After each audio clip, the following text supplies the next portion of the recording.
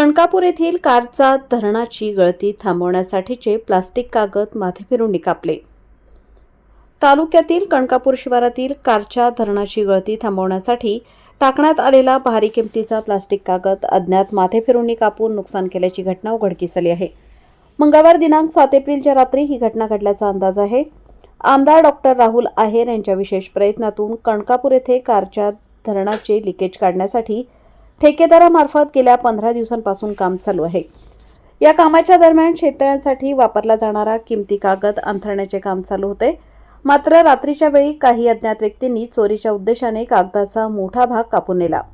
कागद फाटल्यामुळे हवेचा दाब तयार होऊन इतर कागदही फाटत आहे. यामुळे अनेक अडचणी निर्माण होत असल्याचे दिसून येत आहे. धरणाची गळती थांबवण्याचे काम खोळंबले आहे. या प्रकाराने गावकऱ्यांमध्ये नाराजी व्यक्त करण्यात आली असून या घटनेची पोलिसात तक्रार दाखल करण्यात येणार असल्याची माहिती सरपंच बारकू वाघ आणि उपसरपंच जगदीश शिंदे यांनी दिली. वृत्तसंकलन समाधान केदारे, कार्यकारी संपादक देवळा.